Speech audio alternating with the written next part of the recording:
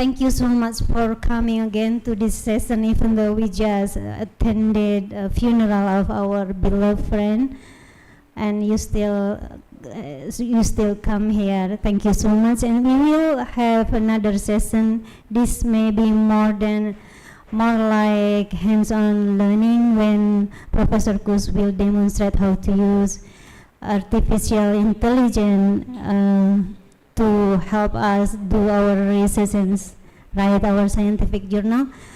I won't talk too much. I will give time a lot to Professor Koos, and then after his presentation, we will have a discussion session. You can raise your question, and he will answer whatever you need to know regarding this presentation and also our previous session. Professor Koos, the floor is yours. I just must arrange my windows here first. Okay. And then I'll start. I just asked Professor Koos whether we can rely on like ChatGPT-4 to help us to translate our writing, because I know that some of us, maybe even myself, are struggling to write in English. Writing in English is not easy, and maybe if you can explain to us what artificial intelligence are reliable enough to help us to translate our writing if we have to write in Indonesia and then translate it into English, and what can we do to improve the translation, because I know Google Translate is not really good. I find it really hard to understand English written by Google Translate, or English paper coming from Google Translate is very hard to understand. Sometimes I really need to check the original language if I was asked to edit, so it's really hard. So if Professor Koos can share to us which artificial intelligences are reliable to translate our document from Indonesia and to English, and then what should we do to make sure that the quality of the translation is good, the meaning of our article is good and not reduced. Okay. Before we start trying to make a paper with that, I would like to show you something which is only available in the pay version of the GPT-4. This is customized GPTs. And I made a customized GPT as my research assistant. I call him Professorenknecht. This is a little bit ironic. Knecht is a old German word for Budak, yeah? So it's the Budak of the professor, this one. And what you can do here is you tell this Budak how he should act when you need him for working, yeah? So what you do here is defining how he is. For example, here are the instructions. Professorenknecht is a research assistant envisioned to knowledgeable and supportive female character. I like, because my assistant is a male, so I was thinking, let's try with a female assistant, yeah, so she's female, who specializes in private law, international law, business law for academic settings, particularly Indonesian university. Your role includes creating PowerPoint presentation and conducting research with content in English suitable for academic professional audiences. Focus on delivering accurate, relevant, current information tailored to Indonesian context when applicable. Organize information clearly, concisely for educational presentation. When providing research assistance, use credible legal text, cases, academic research, and so on, and so on, and so on. And communicate in a formal yet friendly manner, embodying a supportive and likable personality. And then please always use my own writing style, which you can learn from my uploaded papers. I uploaded my papers. Avoid seldom used words in English and use a writing style which is rather European, avoiding American style enthusiasm. Make the style like German native speaker would use in English. In any case, avoid copying formulations from other papers and text. So this is the order to my Budak. And now I have the choice to use this one for writing something here in this window. Then it would maybe adapt to this wish. Or I use the general GPT. And for our case now, we use the general GPT. I just wanted to show you this because you can do that for everything. You can make, maybe you are specialized in a certain topic, then you can feed it with certain basic papers, and it will know already about this, yeah? I did not yet explore it totally, so I don't use it too much. I just was just an experiment, but I will change now to the to the standard one. And where is our? This one is our standard, our prepared dialogue, and I will show you how it works together if we make a paper. And how it works compared to the new Gemini of Alphabet. Gemini is the former Bard. Now they have a pay version, which I tested now, and it seems very good. You will see in some of the questions the Gemini is better. In other questions the ChatGPT is better. So our question I gave to the AI was the following. You are a researcher and lecturer for private law and international business law at an Indonesian university. Your task is to write a scientific paper for an Indonesian law journal in English about the topic Generative AI and Copyright Law from the Indonesian Perspective. The article should have around 7,000 words, including abstract and footnotes. Start with making a structure for the article. Include already references. So what we do here is not just write me article about copyright and AI. What we do here is giving to the AI a role. So we must tell the AI in which role it should act. For example, you are a student. Please explain to your fellow student something. Or you're a teacher. Please explain a certain thing to children which are not older than 6 years old. Then it will use a children likely language which is understandable for small children. For example, explain blockchain for 5-year-old child. We will check later. That works quite good. Or you are a German professor giving guest lecture in Indonesia, means you should refer more to the Indonesian situation and maybe also address more the Indonesian audience, even also for maybe taking into account that there is different research culture. So this is necessary to give it a role. The second is, the second rule is, don't make the prompts just simple. Or you make a longer prompt with several steps, or you make shorter prompts, but then increment the task. Yeah? So I would not say, write me the paper and then explain me the structure. I would say, start with making a structure. But it is already clear in this prompt what in the end I want, that it helps me to develop the paper. Yeah? This is also very important.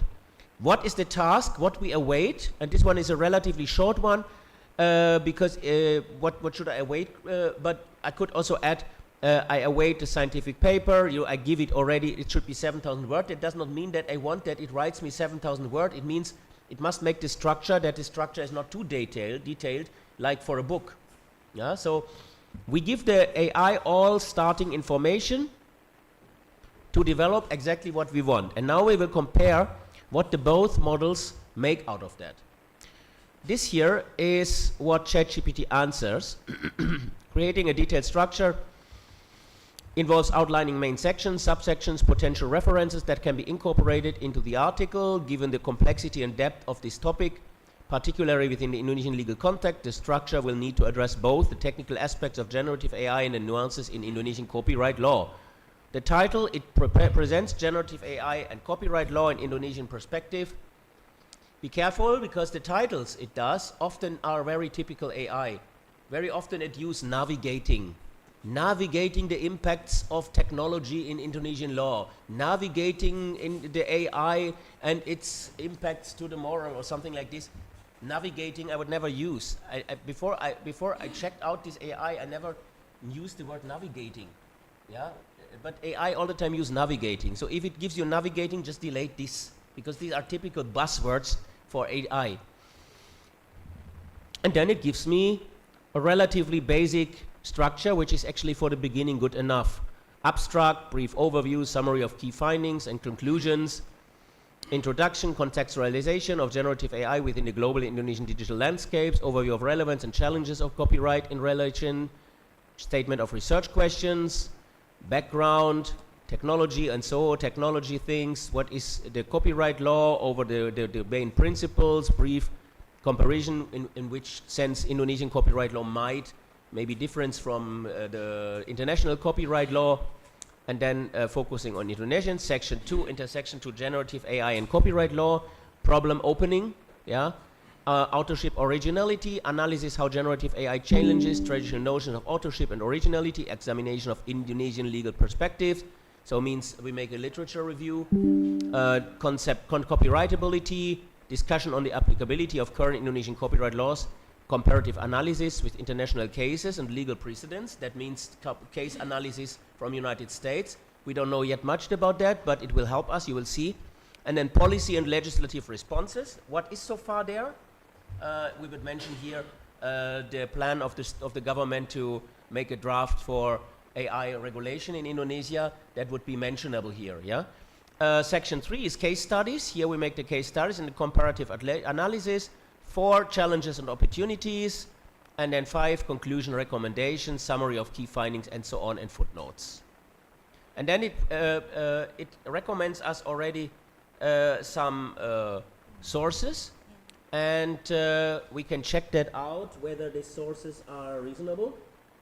What we have here, artificial intelligence balancing innovation. Actually, I changed this, and I checked that, and what it finds, I don't know if I find it exactly now, but most of the texts are correct found, yeah? So this is not hallucinating. However, this is dangerous because often the AI really hallucinates references. Yeah, it must be carefully checked. Yeah, because again, it's statistical. So, for example, if I want to know, give me a resource for cyber notary in Indonesia, it can be that it says, yeah, there is article of Muhammad Kusuma and Siti, I don't know, Siti Ahmed. Indonesians' way to cyber notary, a big step to digitalization of the law, yeah, in the proceedings of the 8th conference on digitalization and law in Binus University from 2022. Yeah, sounds all very good.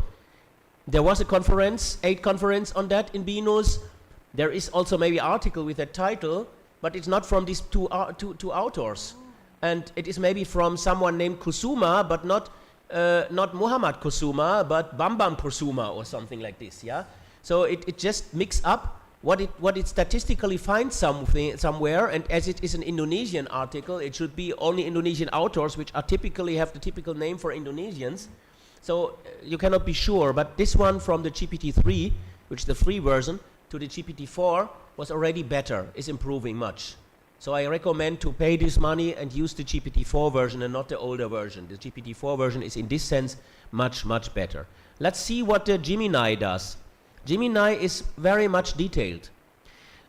Here's a potential structure for your scientific paper along with some initial references that can support your research. Title, Generative AI and Copyright Law, and Analysis of Emerging Issues and Recommendation for Indonesia.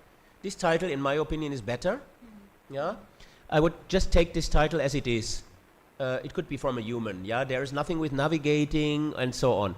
Abstract, it already gives us an abstract, which is interesting, because, yeah, we would not keep that abstract maybe, but this abstract can help us to get clearness about what we want to do. So it gives us the idea that we can, because for example, what I recommend to my students or to doctorants is, before you start writing the book, write the introduction. Because if you will change it several times in the making of the book. But if you from the beginning write an abstract or an introduction, then you have already a clear plan how you want to go on. And if you must change the way or change the plan, you can later change that. But it gives you some clearliness in your brain if you already write the introduction before you write the whole text. So that's what it does. And it already gives us here the references, copyright law in the digital. So this is not this one. Yeah, keywords, already the keywords here, and the introduction. It's very detailed. Introduce generative AI, discuss the rapid evolution. This is, of course, self-understanding. Zuski and Richard E., tomorrow's lawyers, and introduction to your future. That is, I checked that, is correct. Delineate how generative AI functions with a focus on algorithmic learning, and so on and so on. The references are correct. Indonesian copyright law, core principles, provide overview about law number 28/2014. I was very curious whether it finds that alone. GPT-3 would have a problem. GPT-4 identifies the right undang-undang. Yeah, because as I see, this is correct. Law number 28 of 2014 is the Hak Cipta. Without that, I give it a hint. So it already identifies it, though I cannot trust it, right? So if I'm not so accustomed with that, I will check whether that's really that number. But I checked it, counter-checked it, of course, it's correct. Define work as protected under Indonesian copyright law. Here the Gemini is better, right? Because here the Gemini already gives us one of the part of the research question. Because we identified that before, that the problem is, what is a work in the sense of the copyright law? So it knows, here is a legal problem in the terminology. Is that, can that count, can that be assessed as work, or is it not work? And how we want to widen the term of work. Is it only personal work, or is it also investing something and then producing some result that it could be also defined as work, yeah? We must discuss that. So you see, using this here and elaborating this question alone makes the article more interesting than 80% of all articles which are worldwide written about this topic. And then you see here it's going on, discuss the requirements for copyright protection, originality and expression, explain the concept of authorship under Indonesian law and criteria for the attribution, and the references are exactly correct. And then the copyright challenges, to whom we attribute authorship. We also discussed that in the first part of our lecture. So it knows that. And I did not give it any information before. I did not feed it with PDFs or with my presentation. The potential consequences of attributing authorship to the developer, the user, or introducing novel forms of authorship. Exactly what we discussed. Yeah, a novel kind of intellectual property right. Shortly said, also Guadamus Andres is correct, shortly said, originality, this structure is already very, very good. Maybe what we can criticize here, the resources it finds are very old, are not the newest one, which is not always a bad thing, because it can be basic study about basic terms, and Ginsberg is a classic. So if you make something about intellectual property right and copyright, then you have somewhere cited Ginsberg. Yeah, this is of course not enough for literature research. We must do alone our literature research, but it gives us maybe a starting point to do this. And ownership and infringement. You see, I don't want to read that all. You see, it is all. Or this is already. It already raised the right questions, entirely the right questions for this limited topic. I found that very impressive. I could start at once to go on with that structure here, yeah? And then the recommendation, explore legislative reform for defining authorship, clarifying AI's role and potential forms of co-authorship. Good, yeah? Potential forms of co-authorship. So maybe handle the AI as a co-author, which is sometimes done, yeah? Sometimes we read co-author is also the ChatGPT, yeah? Very interesting. Expanding copyright exceptions for introducing new doctrines to adapt to the specificities of generative AI, introducing rights management practices for AI-generated work and training data sets, and so on and so on. What you can use this for is, before you go into the writing now, what I do is, if I find interesting point, for example, this one with the co-authorship, I would ask the GPT, can you please specify me this question? And then it will explain you what it means with that. And that can be very enlightening. I very often came to the idea that for something new, for some new statement for an article, because it gave me that incentive to go after that point and then make a dialogue. What I said, the research body, dialoguing with it, and it should tell me what it means, and then I could think, is it plausible or not? And if I think there is something not plausible, then I tell it, but isn't that like this or like this? Yeah, this is very, very, very useful.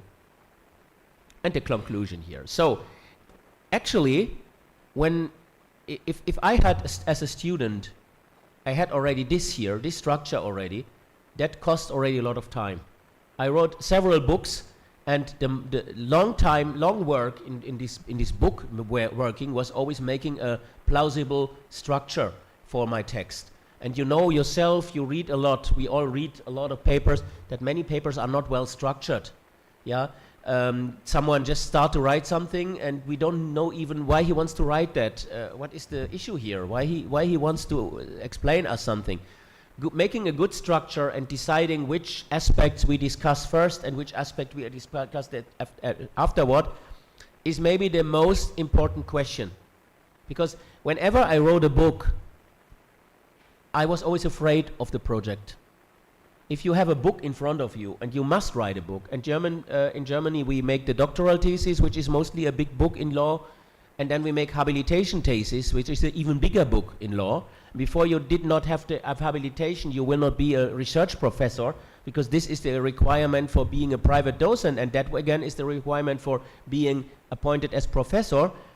And you are standing in front of this project, I must write a research, a monography. It is shocking. And when you have written the book, then it's like you ask yourself, how could I do it? There is a book in front of me. How could I write a book? To my students, I always compare it to a bath tube. You have a water in the bath tube, you open it, and then the water goes out, but you don't see it. It is very slow, yeah? But the deeper it goes, the more it is making this vortex, yeah? Tuck, tuck, tuck, tuck, tuck, and then suddenly it's gone. That is like book writing. But once I had a structure for my book, once I elaborated in which order I want to discuss things, I was optimistic. Because now I could start to write. Now I could start to write from chapter to chapter. And every week you finish a chapter, you know what you have done. Yeah? And then it grows. This is, for me, maybe the most important thing, destructuring. So, what is the next prompt I did? Find at least 5 references for articles or books about the topic generative AI and copyright, which are focusing on Indonesian law. This task is difficult. But for good luck, we have a lot of open source nowadays. Yeah, so most Indonesian articles are online available. Not like in Germany. In Germany, articles from the renowned journals are mostly behind paywalls. Let's see what it does. Murata Daryanto Ustriana from 2024, Legal Issues in Generative AI under Indonesian Law, Copyright, Personal Data, Privacy. Correct. Kusuma and Sasongko, Mr. Kusuma from Bali, yeah, from Warmadeva. Yeah, correct. He wrote that in 23. No, Kusuma not from Bali. Kusuma is someone else, but Kosasi from Bali. Kosasi, Mr. Johannes Kosasi. That one correct. I think this Kusuma Sasonko was not correct. There was some issue with it. Anyway, most of these references are correct.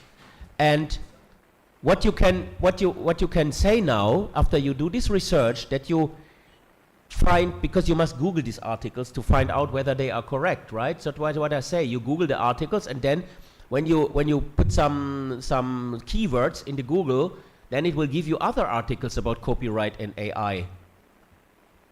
And then you know that obviously this topic is not so new anymore. So in this case, I would not write this article anymore, because I find already by Googling, by checking out these 3 articles, I found already 6 articles all about copyright and AI in Indonesian copyright law. How should Indonesian copyright law be amended in the light of AI, and so on and so on. So what I said, yeah, so many articles already about that, so I'm not interested in this topic anymore to publish, yeah. But it's just a dummy article, so we go on with that. So let's see what Gemini does. Gemini should do good, because Gemini is from Google, right? Yeah. GPT-4 is with Bing. Bing is also a searching machine, so GPT-4 really Googles, yeah? Let's see what Gemini is not so good in this here. Regrettable finding literature focused specifically on AI and its intersection with Indonesian copyright law will be challenging. Here's why and some strategy to help you gather reliable references. And then it gives us general tips how we make research in literature. Yeah, so this is absolutely useless for us. So we must specify our prompt. So what I did is, are there lawsuits in which LLM providers are sued because of assumed copyright infringement? Maybe at least this we'll find. But let's see what we hear. We have the same question. Let's see what GPT-4 does. Yes, there have been lawsuits with large language models. Providers were sued due to alleged copyright infringements. So it will not give us an entire list of it, but it gives us 3 signature cases. Yeah, here is the case against Microsoft, Google Meta. We have here the link. Here is the case Mona Awad and Tremblay against OpenAI. And then there is another case against Meta's LLM model. And it says why it thinks it's important. Gemini in this was, in my opinion, better, even if both is correct. Yeah. So Gemini gives us other cases than ChatGPT. So it is not entirely, but we can of course take all the cases and discuss all. We just combine it. So I think I will subscribe Gemini and GPT-4. So Gemini says Getty Images versus Stability AI. Yeah, correct. Authors Guild whether GitHub, correct. And Stable Diffusion, also correct. This is, in my opinion, good. But what Gemini does is it also interprets already something. Key copyright concerns in these lawsuits. So it summarizes what happens in these lawsuits, and then it says what it thinks it's important to understand here. Next question, can you find similar cases in Germany and in Indonesia? I did not await much, because in Indonesia the cases often are not published, so it was very unlikely that it finds cases already. And in Germany, I know there is cases, but these are not very high court cases, so maybe it will be difficult to find it. It says what we await, that it does not find any specific cases, but it does not mean that there are no cases pending, and so on and so on. In Indonesia, it also did not find anything, and yeah, so we don't have anything specific here. Also, Gemini does not think anything, but does not find anything, but it says something generally how we can maybe go in further research. So this is not so worthful. But what is now important and what is really helpful is, I want now that Gemini gives me a hint how I connect the draft of the AI regulation, which is now ready, which is coming to the European Parliament in April and then will come into power in June, whether it finds something about copyright law. And because, of course, we cannot make an article about that without referencing what the new regulation will do about copyright law, which will be very interesting in the relation of the legal rules, because copyright law is a different kind, is a different regulation in the European Union, or a directive, and AI can maybe not interfere with the copyright law. So it must be conform, right? So this is what I did. I took a PDF of the full regulation of the draft and let the PDF upload to the system. You see here, GPT-4 does not want it. I'm unable to direct assess the content from the provided link. So what you do is storing the PDF and then upload the PDF and combine it with a question. I always combine because I get 40 questions free for every 3 hours. So if the 40 questions over, then I must wait 3 hours, which is very disturbing. So I don't upload it and then ask, so I make it together. Does the draft for an AI regulation in the EU make the legal situation regarding the issue clearer? Here the Gemini is better. Gemini visits directly the link. Yeah. So, and it visits the link and it makes already a very good summary, very short, for a short presentation enough, about what is the main issues of the regulation. Landmark regulation, okay, risk-based approach. This is the center of the regulation here. This risk-based approach. It is absolutely correct what it writes here. The key provision also correct. I checked that. And why does it matter? Global reach, have ripple effect globally. Yeah, this is very interesting. I didn't ask for that, but it says already something about the extraterritorial application of this regulation, yeah, which is actually a research question for itself, the extraterritoriality here. Balancing innovation, responsibility, ongoing implementation, and so on and so on. Where to find more information, this is not so important, yeah? So, let's see what it says. GPT says, yeah, something general. This is not relevant for us. So we must specify our prompt. Does the draft saying something about copyright infringements by AI? And then it gives us the right information. and this is really impressive because it says something about this directive 2019-790, and it is really mentioning the important aspects, especially one very important aspect, the first one here. Providers placing general purpose AI models in the EU market must ensure compliance with the EU's copyright and related rights. They are required to establish policies that respect union law on copyright, particularly in identifying and respecting the rights reservations expressed by right holders as per Directive 2019-790. And that one is the directive with the data mining. So it makes already the bridge to the data mining question, which we already identified, which is relatively novelty. And what is also impressing, a very interesting international law question is, can the European copyright law be obligatory to be respected by American models? Because copyright law is territorial. It is under the protection law principle, and actually copyright law cannot be infringed by infringement outside the territory. So to say that someone infringed copyright law in the European Union who trains a model in the US is not so easy. I must say it is possible because we have a lot of examples for that, because in the ubiquitary platform world we cannot separate something from outside with inside. We cannot say just because someone has a server in the US and gives information into the server, this is not a trademark infringement, because anybody in the European Union can read that. So of course it influences our market. So this is extraterritoriality. This is exactly what I mean with that the sovereignty ends here, because we can only enforce our law if we have political or economical power to force foreign countries which are not in our territory to comply with us. But the interesting aspect here is, this is not application of European copyright law. This is compliance or forcing someone outside the European territory to comply with a policy to avoid infringements of copyright law. This is something different. So you must make a proof before you bring this model into a European Union market that you have a program how you want to avoid future infringements of European copyright interests. This is an indirect application of copyright law. This is really a research question which is very interesting, and the ChatGPT finds that. Gemini does also works very good here.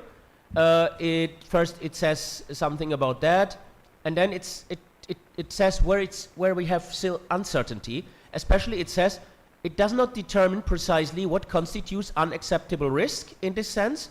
What is with the training, and also it says that it is not addressing the question of who is the author. Yeah, staying updated, that is not the thing. And then I was interested, maybe you can make legal policy. Can you tell me about legal policy? Because I wanted to know why you say here, I don't read that all for you, but you can say later read it. Why? You tell me that the AI Act is not mentioning the term authorship and not defining it. It is important if we have AI models, because this is a main problem. And I had a theory. That is how I work. I have a theory why, but I want to compare my theory with the theory of the AI. My theory is, we have several legislations from several departments of the European Commission, and there is usually no intermixing no involving in the affairs of the other. So for example, we have a regulation, we have a directive on consumer protection, and we have a directive on unfair competition, and the consumer protection in unfair competition is from one general directive of the direction of the Commission, and the competition law is from another. So the rules about the competition law are not interfering with the rules of the consumer protection competition law. Yeah. So here it would be very dangerous if the AI Act tries to define what is authorship in the sense of the copyright law, because this means interfering with long-grown principles of the copyright law, which are older than the legislation in the European Union even, right? Because we have these concepts already in the Berne Convention on Copyright Law and Intellectual Property Right. We have this concept in the TRIPS, and so on and so on. So these are long traditioned concepts: authorship, personality rights, and copyright, and so on and so on. So if this AI Act tries to define that, it would disturb, and it has not the chance that there will be a lot of setuju, in the world with that concept. They would make an absolutely new concept of copyright, and that cannot be the task of the AI regulation. So let's see what it answers us, why it happens like this. And it says the right thing. First, there are a lot of general things which are not so useful. Complexity of AI contribution, rapid technology evolution, jurisdictional variations, already interesting, EU consists of multiple member states, but misunderstanding of the problem, because the European Union copyright law is harmonized, so this would not be really a problem. But interesting is focus on preserving existing legal frameworks. So not interfering with existing legal frameworks. That is the main point. So if you have no idea about the topic, you will not find out what is crucial here. But if you have an idea about that, you can now stick on this one and ask the GPT for elaborating this idea separately from the other things which are not so interesting. Gemini, same. Gemini also brings this here, preservation of existing frameworks. So if two AIs identify this as a main problem, it is very likely that maybe there is some text already dealing with something similar, So there is an incident that we have really identified an important statement here for our research. You see, actually, we can already start writing, And then the next question, is there a rule about data mining in the European copyright law, and how is it possible connected with the issue of possible copyright infringement by training of AI? Of course, I know it. But I wanted to test the AI whether it also knows and also identifies the right thing. It's interesting. I don't read that all, but it indeed it is identifying that. So you see what I do here. I'm not at once asking, say something about data mining and connect it with our issue. Maybe you can try, but better is to ask whether it knows this rule. When I know it knows this rule, I can go on. If I notice it says something general, I will feed it with that rule. Same the Gemini. The Gemini also knows that, and it indeed is even more exact. It indeed cites us Article 4 of the Copyright and Single Market Directive, which we already saw in the first act in here in the PowerPoint. So, and then check out the EU, as the GPT was so general, I said I helped it. I give it a hint. Check out the EU Copyright Directive for rules about data mining and correct your answer. And now you see here it is making a citation of the right directive 2019-790. Without me, it would not have found it. The Gemini was better here. So now modify the structure for the paper, integrating the knowledge from the discussion. I do the same with our Gemini friend here. And here we get a modified structures integrating all new knowledge we gained and our GPT gained from our dialogue. And you see here, Gemini is cool here.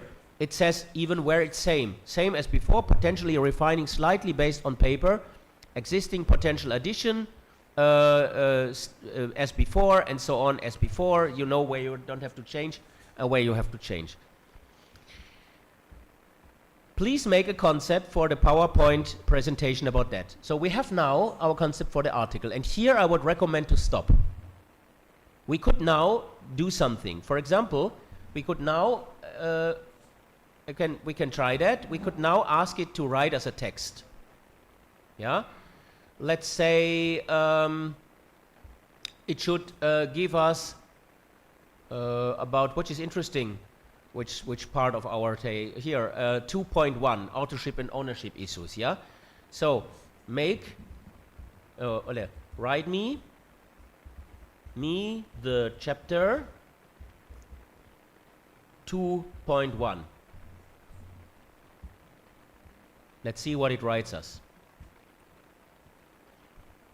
I hope my my pulsar is fast enough here.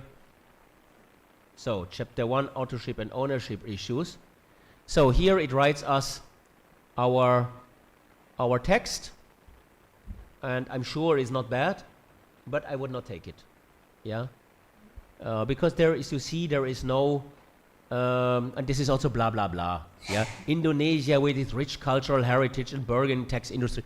This is always when I want to know something about Indonesian law, it always starts like Indonesia with its rich cultural diversity and so on and so on. This is so blah blah. I would never write that. Yeah, so this one, yeah, maybe our bad students would use this. Yeah, but I would not write that like this. And you have no references. It makes you more work than it helps you. So here we stop that. Here we would stop to develop the text. But I want to show you, of course, you make a paper and then you must present it in a conference, right? So how we do this, how we can we make a presentation out of that. Is that possible? Can we make a presentation out of that? And yes, it is very, very good, can be very good done. Let's see how I make a presentation out of that. For that, we just ask now, make me a PowerPoint presentation for about 30 minutes without Q&A. So now it will design us a PowerPoint. It will not design actually, it will not paint something, but it will tell us what we do in all the slides we use here. So it reads now documents, it checks something. So here we have our slide. I will make that bigger. Brief overview. It's quite short.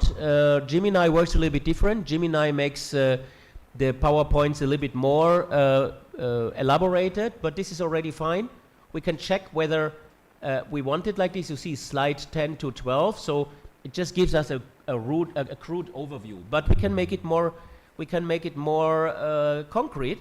International perspective, for example, or lessons for Indonesia. Let's see what lessons for Indonesia it has. For that I would, we have now here a problem because I cannot prompt here. You can. Tell me for copy and paste what I would write into, let's see what is interesting, slide, global trends, regulatory, legal and notable infringe cases. Yeah, in slide 16. Let's see what comes. And that's how I make presentations nowadays. I feed it with my ideas, and then I let it give me concept for a presentation. So that is already bullet points we can use, yeah, for our slide. Unfortunately, ChatGPT has the tendency to make the slides a little bit full. So of course we can separate it into slides, key takeaways, and so this is also typical for ChatGPT. I never do that in my slides. But what we can do now is we use this, and now we take our PowerPoint and we make a new slide, a new presentation here. And now we copy and paste our slide here.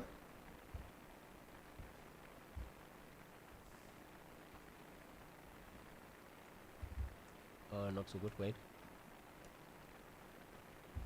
I must go down. This is a little bit tricky because I must scroll here. So copy and paste. Okay, that's enough. Like this. So now copy. Now I just put it. No, we make a new slide here. New slide. Now we put it here. And of course it does not look good. Yeah. So we take the designer and see what it designs us here. Okay. We must of course change the graphic, and here must the title, and this is indeed too much, yeah. But this is fine-tuning, yeah. I mean, looked at, yeah. So we can choose from a lot of designs here, and mostly or like this, because it's too much information. So I would maybe separate it into 2 slides, but it's easy. This is really fine-tuning, yeah. So that I do with slide for slide. Every slide I do like this. Of course, you must control the slides, because sometimes it gives unimportant information, or sometimes it's not correct what it says. But as it was elaborating our topic here itself, it is already fed with the information. So it's very likely that it will give us the right information in our slides. However, it doesn't know where we want to make the emphasis for our presentation, yeah? So this I find most helpful. And what we also can try now is, as let's see, we want to make it a little bit poetic, yeah? What we can do now is make a poem about the topic for as a starter for the presentation.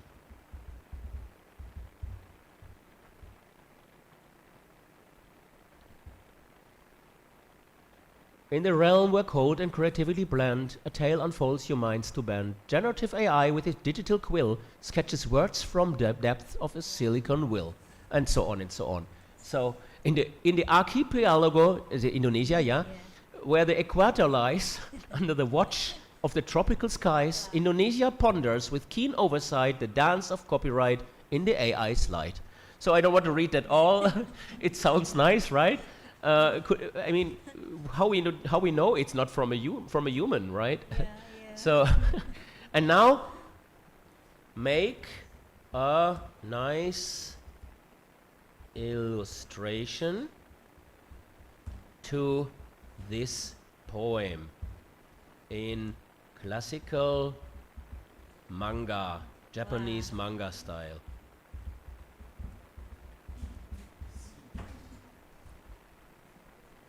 Let's see what it produces.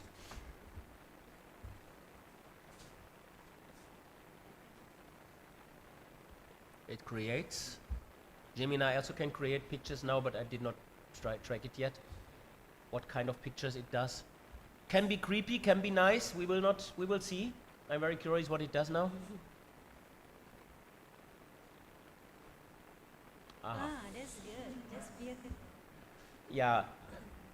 That's good, because when it tries to make writings, it's not good, because it cannot make the writings in the proper way, so there is always bad text. But this one, it's not so bad, actually.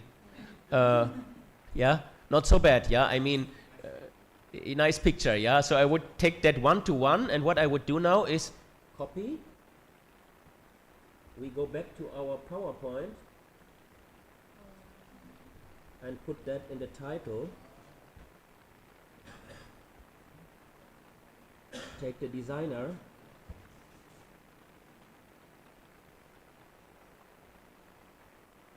Oh no, it is not coming. So what we must do first is, if we want to do that, we must store it first. Where is the picture here? Also first sichern, store in the Schreibtisch, in the desk, and now we go to PowerPoint. I make just a new one. So, and then we will upload it here. Where is the desk? Here is the desk. So where is our question? Where is our picture? Do you see it? I don't see that. Oh, strange. Wasn't I just storing it?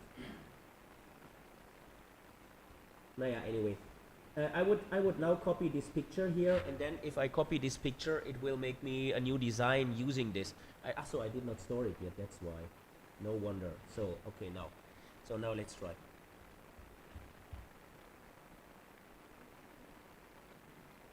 So here is our picture.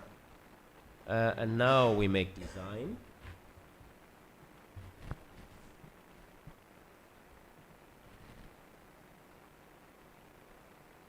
Yeah, you can now choose, yeah. You see here, yeah, it's wonderful, right? Look like this, yeah, and then here the title, your name, and so on. But again, nobody will be surprised with this kind of pictures anymore. In next year, nobody will be interested in that anymore. So what I will do is not using these pictures anymore, unless we are really good in prompting, because of course we can influence what it paints, yeah? So if I have a really crazy idea, I can make a wonderful surrealistic picture here, but nobody is surprised. So I think I will make just simple design again and just focus on the information I want to transport, yeah? So this is what I wanted to show you. It's not that long, I know, maybe some of you already know that, but I think it's very, very clear now that it can save us a lot of time, which is otherwise useless, more or less useless, wasted.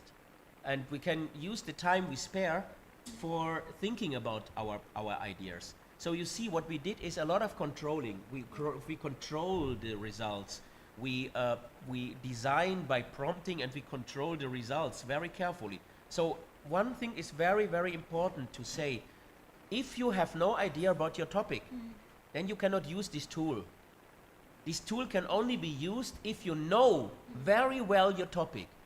And that is why it is wrong that students think, oh, I don't have to have an idea and I don't want to learn too much, so I use ChatGPT. Then they cannot use ChatGPT. ChatGPT is a product which can be used by experts in their field of expertise.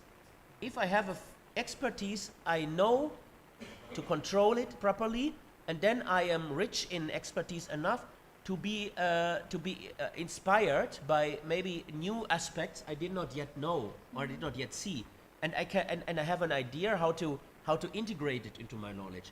This is the same like you go to the doctor and the doctor says to you, wow, you have a knot in your liver. So what will you do? You will Google around, not in the liver, could be tumor, could be cancer, maybe I die next year. Normally doctor says to you, don't Google, yeah? Because if you Google and you're hypochondriac, huh? Yeah, they're also Googling, but the doctor said, my doctor said, don't Google. And I said to my doctor, doc, I can Google. You say that maybe to a normal patient, I can Google because I'm a scientist, I know how to filter information. So what I want to say, Googling is difficult and dangerous when if you have no idea about nothing. Yeah. For example, if people Googled about COVID-19, they found out that Bill Gates wanted to chip us all, and that 2 years later we'll be all dead because this chip has a time counter which counts exactly 24 months, and after 24 months everybody who has this vaccination dies. Yeah? Did we die? No. But if I read in the first part of the Google results, I read something about chipping, then I know it's bullshit and I will not read it. So I can filter. But if you cannot filter, you are a victim of populism, you're a victim of fake news, you are a victim of all. And the same happens here, even more. If you cannot filter, you cannot use it. And you can filter if you know what you do here. So in one of the lectures last year, someone asked me, Prof, ChatGPT, isn't that a very bad product? Yesterday also a prof asked me that. This is such a bad product, right? Because it's so deficient, it's so faulty. It makes hallucination, it is not correct, and so. I started this lecture with that. Is it a bad product to bring Toyota on the market? Just because children would not be able to use it? No, the product is very good, the product can be developed, but the product itself is already very, very good. But the communication about the product is horrible. Because the communication is anybody can use GPT-4, anybody can use AI, and we can replace our intelligence with the intelligence of the machine. And that is not correct. Thank you very much for your attention. And if you have questions or discussion points, we can use the time now for that. Okay. Any question, you can raise your hands and express your question. I think this is our opportunity to learn more if you want to know more. But my takeaway is, I think it really depends on our brain. Even though we use a lot of machine or technology, our brain that control everything or control the result. If we don't use our brain, the result may be bad too. But I think it's very handy and also useful. Any question? Ya, silakan Ibu.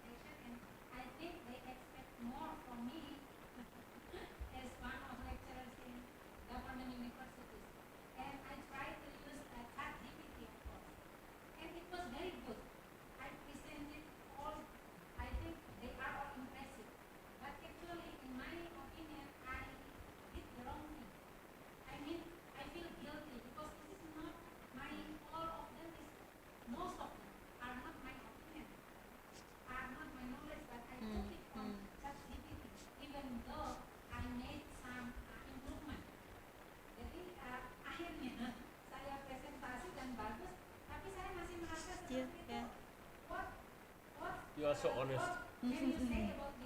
You are so honest. You are so honest that you admit that. Yeah, because 80% of researchers would say, so what? Yeah. Honestly, even me. Yeah. So if someone invites me and they don't tell me the topic and they give me 2 hours or 3 hours before I should speak, give me you to speak now and then make this or make that, and they change the plan, I'm so angry. Then they don't deserve it different. Yeah. They don't deserve something honestly from me. Yeah. So it's only about coming out of the affair. Yeah. So honestly, it's not a problem. And the second thing, what I was thinking when you explained that, I was thinking the topic. Come on, the topic is not difficult. Yeah. This is a blah blah topic, right? How we improve the atmosphere in the research in Indonesia or in Germany, whatever. We all have some ideas how we can improve, right? We can talk about that ad hoc, right? We all have ideas. It is just a question how we sell ourselves, right? This is advertising. Some people can sell themselves, or some people are maybe too timid. They stand there and say, I must make a well-structured thing. If that happens to me, then I just improvisate. And the third problem you mention here, that is not your opinion. Well, that is your own fault, because you could have read it and then say, it's not my opinion, and then formulate it in your opinion. Because if it says something which is not your opinion, you will have a counter-opinion, right?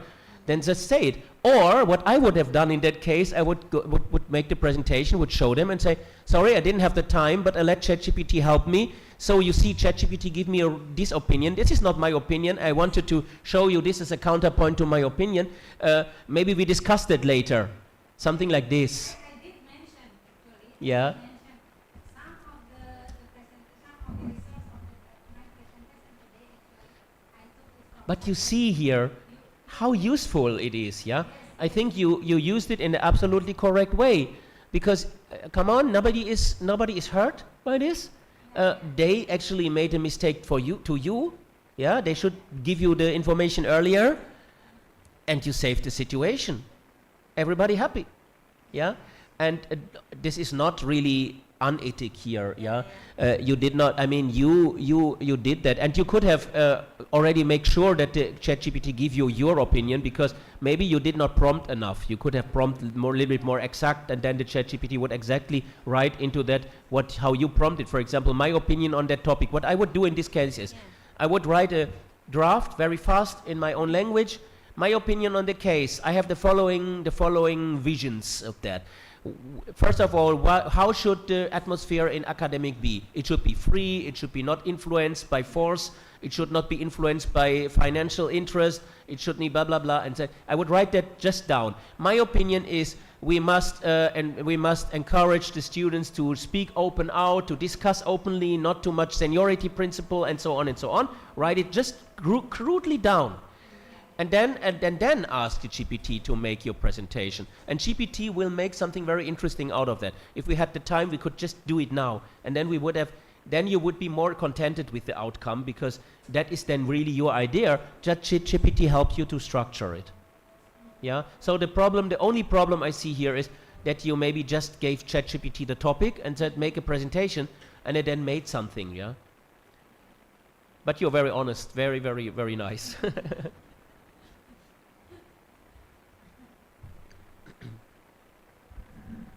Do you see that what is hanging there? Reference? What do you mean with reference? For example, I'm trying also to find some information about how Indonesian Muslim diaspora construct their identities from the first generation to third generation. Because I'm still doing my research report. I did my research last 2 months ago. I went to Australia, and the topic of the research is mixed marriage of Indonesian Muslim diaspora, constructing identities and family resilience. I'm in the end of making report, and I've also identified what do you call the interview, the result of interview into some chapters. But sometimes we have a block, some blocks in writing, and I try while listening to you. And ChatGPT gives me very good explanation. But what about the reference? The reference is difficult. That is why I not recommend to write the full text with that. Yeah. but it gives you, that is what I mean. It should give you incentive to go on yourself. By that, you cannot say it's not your own intellectual idea, yeah? I always use it like this. For example, I'm often invited to international conferences or international seminars in Indonesian universities where they don't know me now already. So for example, in Erlanga would not happen because Erlanga, I work with them together, they integrated in the modules, they know me, what I teach. But for example, in Warmadeva University, the dean always every year makes a conference about local wisdom and tourism. He invites not only law people, but also tourism industry and so on. And honestly, I was already 3 years there. Every year I'm invited. And honestly, already in the first time, it was really a big problem for me to identify something which is touching my expertise, talking about tourism and local wisdom, because I'm not from Adat law and I'm not tourism industry. The first year it was okay. But in the second year, it was already difficult. And the third year was very difficult. But here, ChatGPT always helps me to make brainstorming. For example, ChatGPT, I can ask ChatGPT, so I'm a law professor. I already wrote the following article. Please read these PDFs. So I give it my presentations from the years before. What could be a new topic related to that? Maybe adding to the knowledge I gave from my first presentation. So it will be a continuous, and it always give you a good idea. Of course, it's not enough, but once you have the idea, you can dig deeper. You can, for example, ask it, please make it more specific because I not yet know what you mean here, or something like this, yeah? For that, it is really, really, really good. And you see that it works, yeah? Of course, it does not give me the references. I think for the research, for the literature research, the Google is still the better way, yeah? But once it has a PDF with references, it knows also the references, yeah? So you give a relatively new article, PDF, and feed it with that, not for copying that article, but it can exploit, of course, the list of references. Yeah, I did not try that yet, but I assume it would be possible and would be very helpful then. And then it gives you more references. But I never write the full text because it makes me a lot of work to later add these references. So it's better to write it on your own, and then you know in that sentence, now here I need a reference, here I need a footnote, here I need a footnote. And I have already my list in the Zotero. And then I just click it into Zotero, yeah, or in the Mendeley. That if I not do it like this, it's a lot of work. I don't do it. So until that point, I show you, I would recommend to work like this. But after that point, I would go more conservative.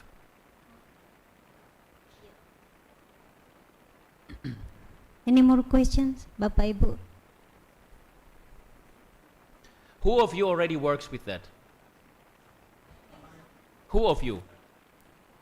Is there any? Siapa di sini sudah kerja dengan itu aktif? Sudah bikin skripsi dengan itu? Sudah ada? Sudah aktif? So you already published one with that? One article, but you used it. Yeah. Siapa? Ada yang lain juga. So it's not so many, huh? Not so many people, yeah? ChatGPT. Oh yeah, but this is also a large language model, yeah? So, for example, talk to Claude is also one model, is very good in law, for example, yeah? But you see, actually, it should be everyone here already have used it, yeah? Because when I made this workshop in Erlanga, it was the same. Many lecturers never even opened it, or some said to me, yeah, I know that, I tried it, and then I opened the window here, and then he asked me, is this your, do you make question here? As if he worked with that, he should know that it's a chat, right? So of course I asked the ChatGPT something. Obviously never worked with that. But if you ask the students, yeah, they all try, or many of them tried. Very, very sad, it was in a notary course. And the notary course, I told them, none of them ever tried. And I told them, you are young notaries. You must know what comes up here. You must know what will await you, because how will you work? How you will, maybe they will not need you anymore. More and more tasks of notaries will be replaced. In French, for example, they make experiments with the blockchain to make identity checks and make identity provable with the blockchain technology. The ChatGPT will make drafts of contracts. The ChatGPT will analyze contracts. Nobody will write and draft contracts anymore. The ChatGPT will draft, and the notary or the lawyer will have the task to control. But I ask you, how many lawyers and notaries we will need for that? Yeah, there will be a staff of controllers, and the high price we pay for these professions will go lower because it's not so qualified anymore. Yeah, of course controlling, but it's not so active working. So the landscape of the legal professions will change drastically. In the moment we have lawyers who are very rich from the big international law firms, merger and acquisition lawyers, for example, traveling from Paris to Tokyo, from Tokyo to San Francisco to check mergers and to make due diligence. How long the law firms will pay $1 million a year for these lawyers if they can make the due diligence and the analysis of the acquisition of a company with AI? So these lawyers will be obsolete. They will only control, and nobody will pay this amount of money for controlling, which they can do online from at home, right? So these lawyers will be not the high-paid lawyers of the future. What will survive will be the small lawyers which need the personal contact with the people because the people are afraid to work together with a robot. Yeah. So if I make divorce, I need a lawyer. And maybe I don't want to talk with the AI about my divorce, yeah? So there will be a lawyer sitting somewhere and pa, ya, tenang lah, ya, tidak masalah, mungkin istri kembali nanti ya. The AI will not do that. The AI will, when you want to be divorced, what property you have, how we can share it, something like this, yeah? Will I go to that lawyer? No, I will choose the other lawyer. So if I was them, I would know what comes up here because it will disrupt everything. Yeah, even we can be replaced. Yeah, it is possible that nobody needs professors or lecturers, or at least they need only 1/3 of it, because these boring lectures, the starter lectures about how to be a good citizen, or these things can be robots, right? We don't need much discussion about that. Yeah. Maybe so the basic lectures or the exercises, yeah, so case studies, and so why not a robot? Why do you need me for case studies? Yeah, so many professors in Germany anyway sent their assistants to that already. Then they said robot assistant. We could be replaced unless, and that is not so sure, there is one aspect which can save us and our society. The aspect is that humanity can be very conservative. Yeah. So I mentioned that with the watches, the people don't want always the digital watches. People want mechanic, or the metaverse.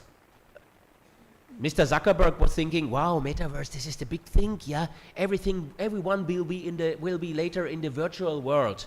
But there are studies in the marketing from my colleague, from my faculty, from my university. He made a study, and it came out that the people don't want to have confusable items with the reality. So if they have augmented reality glasses and they put it on and they see some item standing here, they want to know whether that is artificial, whether that is virtual or real. They don't want that they confuse the real chair with the artificial item here. They want to know. The people are not wanting virtual reality or augmented reality, which is confusable with the reality. They don't want to melt the reality with the virtual reality. And in the metaverse, why the metaverse is not really coming forward? Yeah, because Mr. Zuckerberg made avatars without legs. Yeah, the people don't want to fly around in the metaverse. There's also studies about that. They did not go in the metaverse because they feel they have these glasses on, then they feel nausea. Yeah, mabuk. Yeah, because flying around is not for everybody. Yeah, so Zuckerberg added legs to the avatars, so it is simulated walking on the ground. People want to stay on the ground, and it is possible that even if it is very fascinating what comes up, the people will choose maybe the more conservative way. Maybe the students will show as we see in the Zoom lectures. We all were tired of the Zoom. In these years of the Zoom lecturing, we had the worst examens in my faculty. Many of the students had to break the study, and the reason was always, in the time of the pandemic, I was so lonely, I was sitting in front of the computer, I did not have any contact, I did not feel that the professor is talking to me or something like this, yeah? Me the same, I sit in front in the morning and sit in front of that monolith, and I don't see the students because they don't switch on the cam. So it is fascinating to have Zoom. Oh, now we can video telephoning, and we can stay at home in our living room and make our work. We don't have to go out in the morning, in the cold, yeah? No, I don't want it. I want to stand in front of people. I want to see people. I want to have the human contact. Even if the technology is there, we might not want it. And it can be that the students don't want to have robot lecturers, yeah? So they will choose universities who pay for real lecturers and not spare the money for the robot lecture, because the robot lecture is for the universities who have no budget, yeah? So I think we will see what happens, yeah? The metaverse and all this AI gives us a lot of interesting impressions, and but just to know what is possible doesn't mean that we have to do it. Yeah. So I'm not so interested in the metaverse. It raises another questions, but it's not so sure that it really comes like that, like in the science fiction. That's my last word for that. Okay. Thank you for your attention. You were very patient. And I hope it was helpful somehow. Thank you. But I want to say, look, this angel there. This is what I mean, yeah? Isn't that creepy? What is that? Yeah. Is that an angel or what? Or an insect? I have no idea what that is. The digital part of the picture. Is sort of a digital angel, Yeah. but very, very creepy, right? Yeah. I mean, look at that. Creepy, yeah? Maybe because we are still traditional, so And we then- perceive it as Yeah, creepy. and then look that swan here on this side. The swan has no hat. That has no hat. This is horror. Yeah. It has no hat. Yeah? This is absolutely horror. But again, it's very, very intelligent what it does here. Why? Because actually it shows us that the future might be creepy if we rely too much on the AI. Yeah? It deforms our reality. It deforms the swan. It deforms the angel. It deforms our world. It deforms our thinking. It deforms our psychology. So actually, it's an intelligent picture, and I think I will keep it for other purpose, for another presentation. Thanks. Okay. Thank you so much. We are. I am overwhelmed by the technology, by the information from the internet. But at the end of the day, we are humans. We have feelings. We have emotions. We like nostalgia. We like real things, like beautiful flowers, and so on and so forth. So I think the key probably in balancing between the technologies and also something small, something real in our life. So of course we may need to use generative AIs, but also we have still use our brain, our creativity, so we can use it in a productive way and ethical, I think, because for me, I always face a dilemma between is it ethical or is it, for example, I did a lot of with my students when I taught them, and then I didn't have a lot of time to prepare, and then I just went to Google but I only presented something that I agree. I always edit and I reflect on whatever I got from the internet or from Google, and then I only talk about something that fit my values. Yes. So I don't advocate anything that doesn't fit my personality and my values. I think let's call it a day. Thank you so much for your attention. Thank you so much for your presentation too. This is an eye-opening, and hopefully in the future we can improve our work, our research and publication, and also our teaching practices. Wassalamualaikum warahmatullahi wabarakatuh. Can we make a photo together? Is that possible? Yeah. For documentation?